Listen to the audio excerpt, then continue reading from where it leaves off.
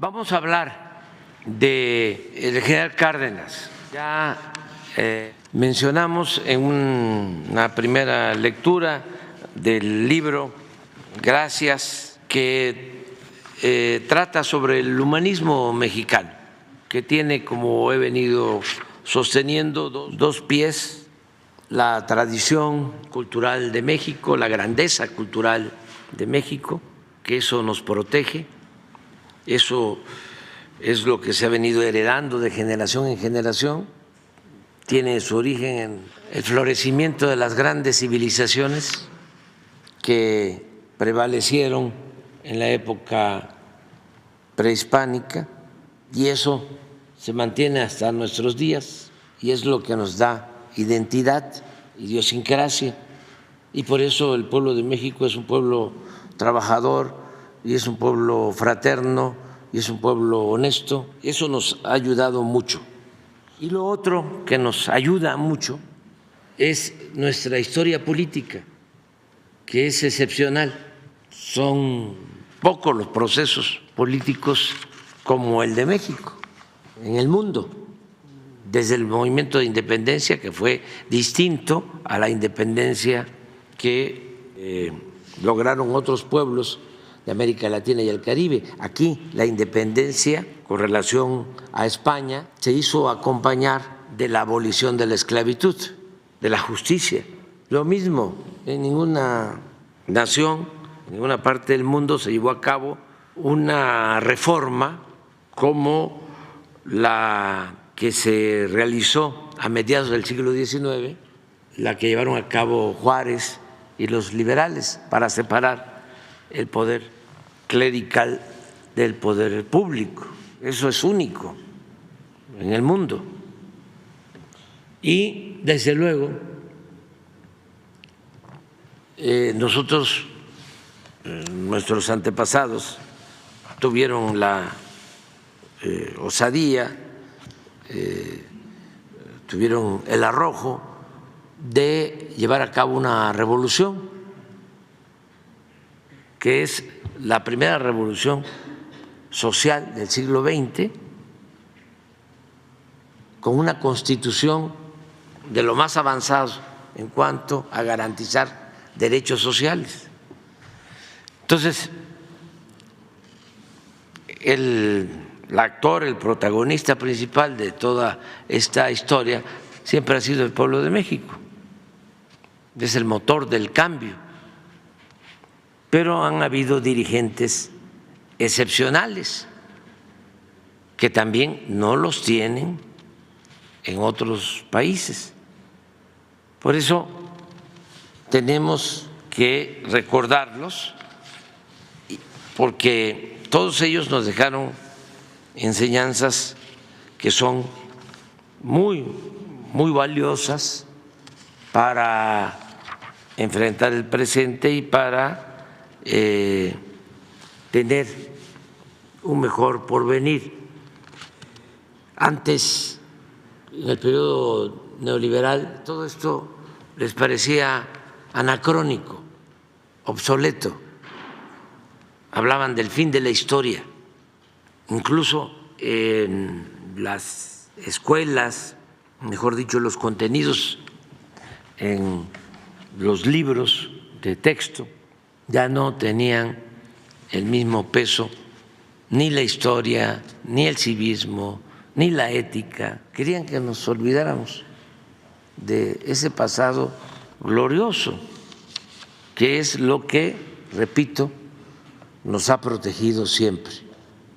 Y si estamos en un momento de esplendor en México con relación al mundo, contrario a lo que puedan pensar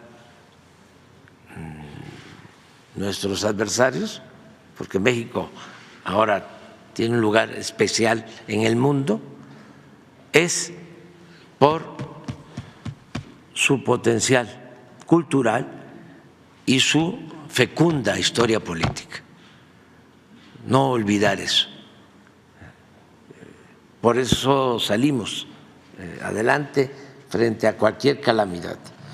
Entonces, El general Cárdenas pues fue un político visionario. Hablábamos el tema inicial sobre su pensamiento, sobre su obra, de cómo puso en práctica una mecánica política muy eficaz, porque buscaba la transformación. Dividió el sexenio en 3 partes. Los 2 primeros años se dedicó a atender con intensidad y con mucho afecto a los pobres, a los campesinos, a los obreros. Se había llevado a cabo la revolución, pero había transcurrido mucho tiempo y no se habían cumplido los anhelos de justicia de los que participaron en la revolución. Todavía no se entregaba la tierra a los campesinos, no se garantizaba el derecho de los campesinos a la tierra, y es el general Cárdenas el que inicia con el reparto agrario. Y en los 2 primeros años de su sexenio entrega tierras, restituye tierras comunales que habían sido invadidas por hacendados, por cerca de 9 millones de hectáreas para 500,000 familias en 2 años, lo que no se había hecho en todos los gobiernos posrevolucionarios hasta la llegada del general Cárdenas. No habían entregado 9 millones de hectáreas. Al final el general entregó 18 millones de hectáreas a 1 millón de familias campesinas, en aquel tiempo muchos.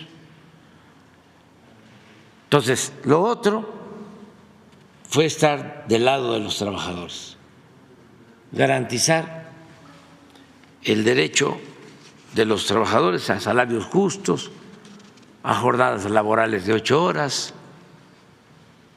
y después de eso, de estar con los campesinos, con los obreros, ya viene la segunda etapa de su estrategia, la organización. Es cuando surge la CNC, la Confederación Nacional Campesina, la CTM, Confederación de Trabajadores de México, y organiza a las masas, organiza a los campesinos, a los obreros. Se reforma el Partido Nacional Revolucionario, que se convierte en Partido de la Revolución Mexicana. Y la tercera etapa de su estrategia, ya que la gente, sobre todo los de abajo, están con él y ya hay organización, entonces empieza a recuperar los bienes que se habían entregado durante el porfiriato a extranjeros. Y así es como se lleva a cabo la expropiación petrolera para recuperar el petróleo, que fue una decisión histórica fundamental. Hace unos días que se conmemoró un aniversario más de la expropiación petrolera, hablábamos, imagínense que si el petróleo no se hubiese recuperado, no hubiese contado México con una palanca para su desarrollo, porque la economía de México durante mucho tiempo y hasta la fecha se apoya en la industria petrolera. Durante todo el periodo neoliberal, de 1983 hasta el 2018, 36 años, el 30% del presupuesto nacional, 30% durante 36 años, provenía de ingresos petroleros. Gracias a eso, pues es que se impulsa el desarrollo del país históricamente, el petróleo de México. Hace unos días el director de Pemex, aun cuando ya se redujo el pago de derechos a Pemex de 65% a 30%, para darle más autonomía y rescatar a Pemex como una empresa estratégica de la nación, aún con esa reducción, Pemex es la empresa que paga más impuestos a la hacienda pública. Paga el doble de lo que paga la empresa con más ingresos en México, la empresa particular, el doble paga Pemex a la hacienda pública. Todavía como un 15% del presupuesto tiene que ver con los ingresos petroleros. Por eso esa decisión del general Cárdenas fue extraordinaria para el desarrollo de México, porque estamos hablando del 38 hasta la fecha. Y recordemos que en este periodo fue cuando se llevó a cabo un crecimiento económico excepcional, lo que se conoció como desarrollo estabilizador. Estamos hablando que de 1940 hasta 1970, 30 años, la economía de México creció en promedio anual 6% y sin devaluaciones, sin inflación, sobre todo en los tiempos que fue secretario de Hacienda Antonio Ortiz Menda, 12 años, tasas de más del 6%, sin inflación y sin devaluación. Se conoció eso como el milagro mexicano, pero tuvo que ver mucho con el impulso que tuvo la economía, porque México ya poseía petróleo, era el petróleo de la nación. Además de ser un auténtico humanista y poseer otras virtudes, el general Cárdenas supo manejar con precisión los tiempos. Eso es lo otro. Asunto que en política suele resultar esencial y definitorio. Política, entre otras cosas, es tiempo, manejo de tiempos. Unos días antes de anunciar la expropiación petrolera, anotó en su diario que sobre la carretera, en las cercanías de Cuernavaca, caminó y platicó durante más de una hora con su maestro, amigo, compañero y paisano, el general Francisco J. Mújica. Menciona el general Cárdenas lo siguiente, lo cito: hicimos consideraciones de las circunstancias que podrían presentarse si gobiernos como los de Inglaterra y Estados Unidos, interesados en respaldar a las empresas petroleras, presionaban al gobierno de México con medidas violentas, pero tomamos también en cuenta que se presenta ya, decía entonces, la amenaza de una nueva guerra mundial con las provocaciones que desarrolla el imperialismo nazifascista y que esto los detendría de agredir a México. Habla de Estados Unidos y de Inglaterra. En el caso de que se decretara la expropiación. Entre otras razones y aprovechando esas circunstancias, como sabemos, el 18 de marzo de 1938 se lleva a cabo la expropiación petrolera. El pueblo respalda esta decisión. Sin embargo, es importante subrayar que la expropiación petrolera, siendo apoyada por la mayoría del pueblo, también fue cuestionada por una minoría, no solo las empresas extranjeras, sino una minoría conservadora que se opuso, aun cuando no le afectaba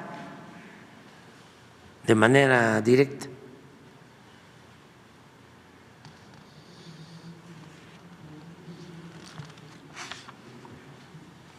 En las fotos de la época se advierte la presencia mayoritaria de la gente humilde, los que más apoyaron, hombres y mujeres indígenas, campesinos, obreros, maestros, empleados e integrantes de las clases medias bajas. Fue el pueblo raso el que apoyó y cooperó con el gobierno para el pago de las indemnizaciones a las compañías petroleras extranjeras. ¿Cómo olvidar que tantas mujeres pobres donaron parte de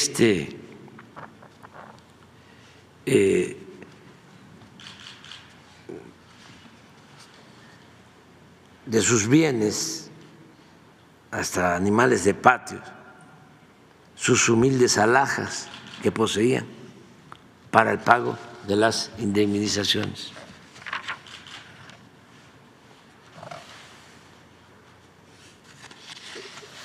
Es importante, ya lo hemos visto en otras ocasiones, que además de ese masivo y contundente respaldo popular, el gobierno del general Cárdenas contaba con otra circunstancia favorable, porque siempre lo interno está vinculado con factores externos, circunstancias internacionales. Por ejemplo, a nosotros los mexicanos nos ayudó mucho que cuando la intervención francesa estuviese en la presidencia o estaba llegando a la presidencia de Estados Unidos, Abraham Lincoln, y él asumió una actitud en favor de México, en contra de la invasión francesa. Nunca reconoció a Maximiliano. Y no es casual que el presidente Juárez haya optado por ir a mantener en alto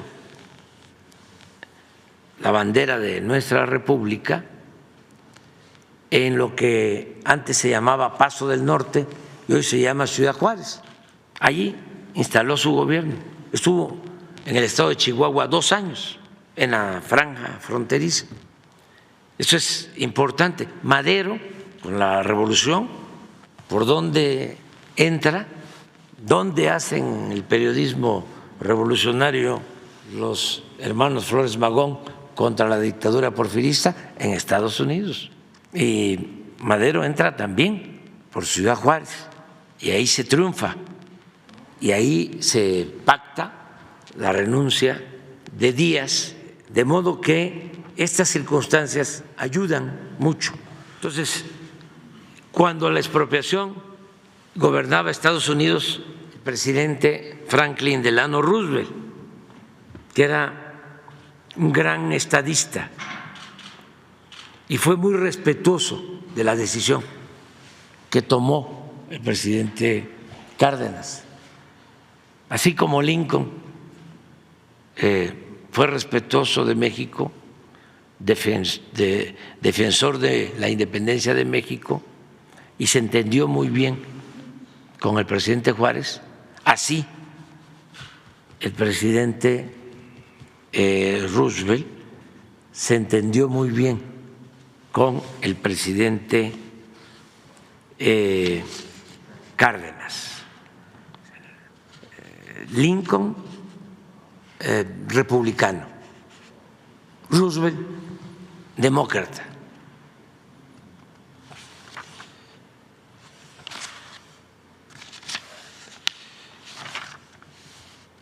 Ya hemos visto en otras ocasiones cómo se tuvo también pues un reconocimiento del presidente Cárdenas en su momento al presidente Roosevelt. Hay una carta que le envía el presidente Cárdenas donde le dice: mi gobierno considera que la actitud asumida por los Estados Unidos de Norteamérica en el caso de la expropiación de las compañías petroleras viene a afirmar una vez más la soberanía de los pueblos de este continente que con tanto empeño ha venido sosteniendo el estadista del país más poderoso de América, el excelentísimo señor presidente Roosevelt. Y además tuvimos la suerte, que en política juega un papel también importante, la suerte de que el embajador de Estados Unidos en ese entonces en México era Joseph Daniel, que tenía muy buena amistad con el presidente Roosevelt, porque Daniel fue jefe del presidente Roosevelt antes de que Roosevelt llegara a la presidencia. Daniel fue secretario de Marina en Estados Unidos y de él dependía el presidente Roosevelt. Cuando el presidente Roosevelt llega a la presidencia, nombra a su antiguo jefe, lo nombra embajador de Estados Unidos en México. Y Daniel era excepcional, excepcional. En sus memorias, por ejemplo,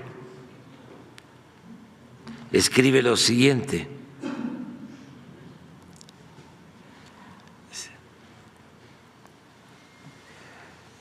los mexicanos, dice, su postura acerca del conflicto petrolero se resume cuando sostiene que el presidente Cárdenas tenía razón al promover que la riqueza del subsuelo se convirtiera en parte de la economía mexicana y que la crisis petrolera se debía a la negativa sistemática de las empresas extranjeras a modificar su visión, y lo cito textualmente, pues consideran que los mexicanos nacieron para enriquecer a extranjeros y que Dios puso importantes recursos naturales en el subsuelo de México para aumentar las fortunas que se encuentran en los cofres de los explotadores y concesionarios del extranjero. Ese era Daniel. Hasta aquí va a quedar, ¿no?